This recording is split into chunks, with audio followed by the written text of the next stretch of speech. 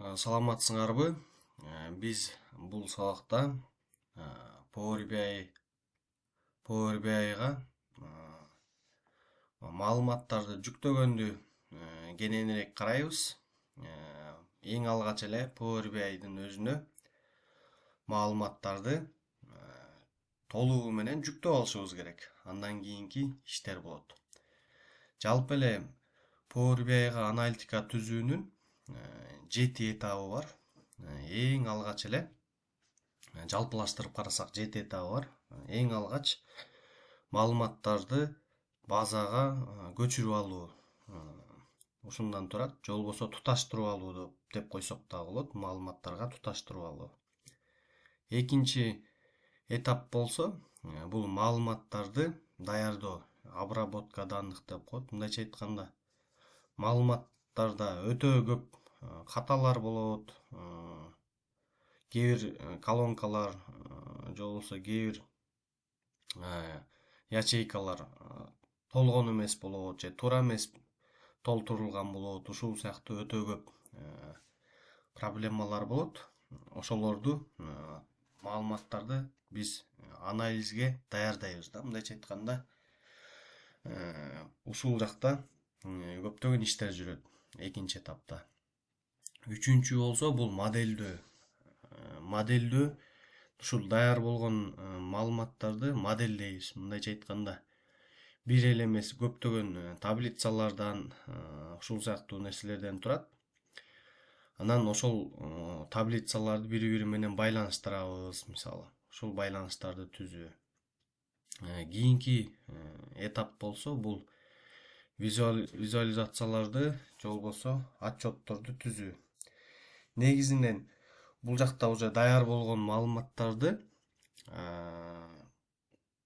бул этапта кандайдыр бир визуализацияларга же болбосо сүрөттөөлөргө, мындай жеңил түшүндүрсөк, ушуларга диаграммалардын ар кандай диаграмманын түрлөрүнө чыгарабыз да, мындай отчетторду түзөбүз. Кийинки этап болсо, 5-чи этап бул Power BI сервиске жарыялоо, жүктөө. Бул даяр болгон бардык анализдерди андан кийин биз Power BI сервиске же болбосо сайтка, мындайча айтканда, сайтка жүктөйбүз.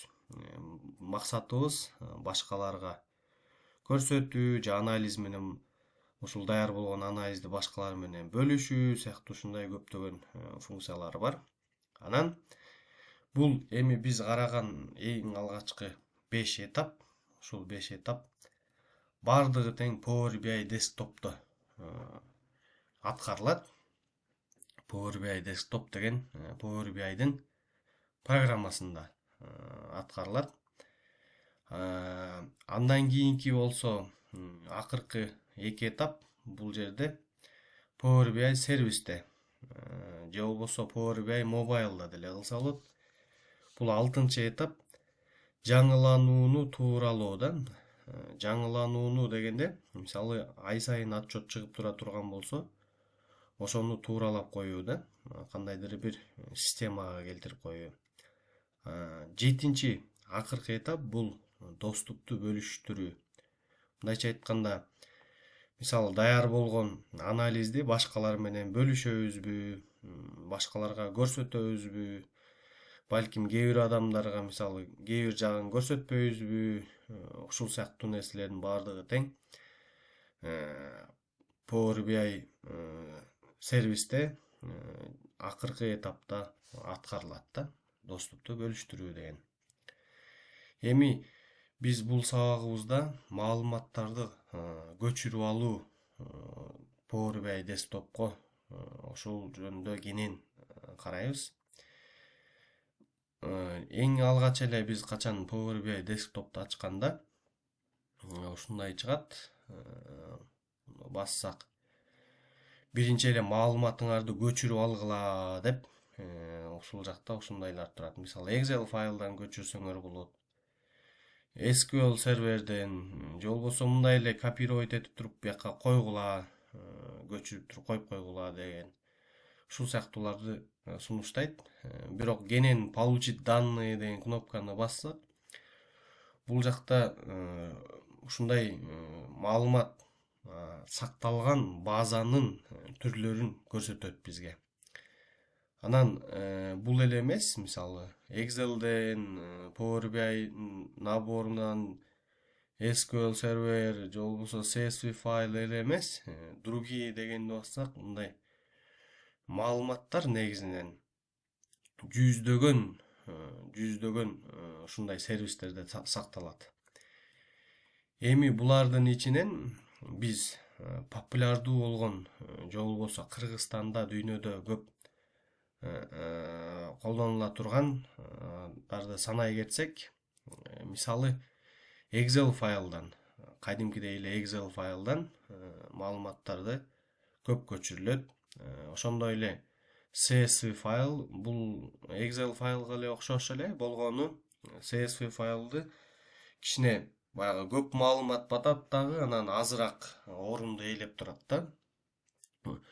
Ошондой эле база данныктын түрлөрү, мисалы программалык тилдери бар. Ошол база данных боюнча ошол жактарда көптөгөн чоң базалар сакталат.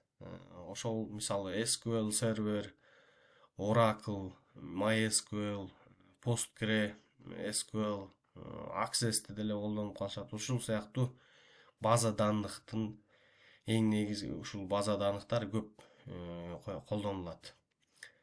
Андан сырткары интернет деген бар. Мисалы бул жакта мынакей интернет деп турат. Ушул интернет дегенде биз интернет сайттардагы маалыматтарды ушул жака көчүрүп алсак болот. Же болбосо интернет аркылуу Google таблицаларга ар кандай кошулуп алсак болот. Биз алгач эле Excel файлдан маалыматтарды көчүрүп алганды үйрөнсөк болот. Мисалы база деген Excel файлды көчүрөлү. Ушинтип туруп эле открыть дегенди басып койсок, бизге ушундай маалыматтар көчүп калат. Бул бизде кичинекей эле маалымат, ушундай 8 таблицадан, 9 таблицадан турат экен. Анан эң башкысы бул жакта мисалы база клиентов деген таблицаны карасак, ушу клиенттер жөнүндө маалыматтар берилген. Мисалы база сотрудников дейт, жумушчулардын базасында, маалыматтар базасында жумушчулар жөнүндө маалымат берилген экен. База товаров дейт, бул магазиндеги маалыматтар болуп атат. Мисалы бул товардын базасында, мисалы кандай товарлар бар, ушулор жөнүндө закуп, бул магазинге сатып алган товарлар жөнүндө маалыматтар берилген. Складта канча калды, кыскасы ушул сыяктуу көп таблицалардан турат. Мисалы бир эле компаниядагы маалыматтарды, магазиндердеги болобу же продуктулардагы болобу, ушул сыяктуу маалыматтарды ушундай көптөгөн таблицаларга сакталат. Ушуну эле биз тандайбыз. Мисалы бардык таблицаларды тандап туруп, анан загрузить же болбосо преобразовать данные деген эки кнопка чыгат. Загрузить деген бул ошол маалыматтарды көчүрүп алуу деген сөз Power BI десктопко. Преобразовать данные деген бул көчүрүп ала электе кандайдыр бир иштерди кылып алуу да. Анан биз негизинен бул преобразовать данные деген кнопканы сунуш кылабыз. Бул жактан биринчи басып алып, кандайдыр бир каталар чыкса же болбосо мисалы өчүрчү колонкаларды өчүрүп, ушул нерселерди жасап алыш үчүн бизге жардам берет. Анан мынакей ушинтип бизге ачылат. Ал эми дагы бир популярдуу болгон түрүн карасак, Бул интернеттен көчүрүп алуудан. Интернеттен көчүрүп алыш үчүн мисалы ушул эле Google таблицада ушундай маалымат бар дейли. Анан бул жактан биринчи файл дегенди басабыз. Андан поделиться деген кнопканы бассак, ушул биринчиден бул маалыматтарды биз интернетке жүктөйбүз да. Анан бул жактан весь документ бардыгын тең, бардык таблицаларды, анан веб страницанын ордуна Excel файл кылып алсак болот. Анан ушул жерден мынакей опубликовать деген чыгат. Меники уже жүктөлгөн. Ушуну басып койсок чыгып калат. Демек биз биринчи немеге жүктөп алдык интернетке. Анан ушул жерден ушул ссылканы көчүрүп алабыз, копировать этип алабыз. Анан ушул ссылка бизге Power BI десктоптон маалыматты ачканга жардам берет. Получить данные дегенди басып, интернетти тандайбыз. Интернеттен эң биринчи эле мынакей шилтемени бизден сурайт. Шилтемени коебуз. Анан окей дегенди бассак, ушинтип бизге жанагы маалымат базалары, таблицалары ачылат. Бул жактан деле ушинтип булардын бардыгын тең белгилеп, уланта беребиз ишибизди. Эң негизги биздеги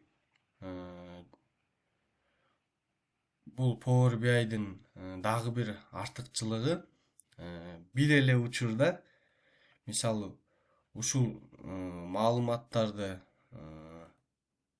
мисалы бир маалымат базасынын түрүнө кошулдук. Азыр мисалы интернетке кошулдук да. Ушул жерден интернетке кошулгандан кийин дагы эле создать источник деп керек болсо кайра Excel файлдан башка файлдарды көчүрүп алсак болот. Ушундай эле кылып калганды улантып көчүрө беребиз мисалы да. Же болбосо дагы мисалы башка маалымат базаларынан дагы да бул жака көчүрүп алсак болот. Мындайча айтканда Power BI бир эле учурда бир эле эмес, көп эле сервиске кошулганга өтө ыңгайлуу. Анан негизи эле мисалы өзүбүз ойлонсок, компанияда кээ бир маалыматтар Excel'ге жазылат, кээ бир маалыматтар базада сакталат, жана мисалы SQL, MySQL сыяктуу базаларда сакталат. Кээ бир маалыматтар болсо мисалы интернетте сакталат дегендейчи, сайттабы же ушул сыяктуу нерселерде. Ошон үчүн анын бардыгын тең биз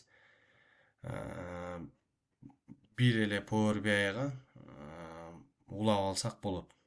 Бул бизге толук түрдөгү компаниянын ичиндеги бардык картиналарды көргөнгө жардам берет. Анан дагы бир айта кетүүчү нерсе, мисалы база данныктын түрлөрүнөн мисалы база данных MySQL болобу, Oracle көп колдонулганда өтүп кеткенде, PostgreSQL, SQL Server деген сыяктуу бул программалык маалымат базаларына кошулуш үчүн сөзсүз түрдө IP адрес менен кошулабыз. Анан калган жумуштар окшош эле. Демек биз бул сабакта маалымат базаларына кантип кошулабыз, же болбосо Power BI'га кантип жүктөп алабыз дегенди чогуу карадык.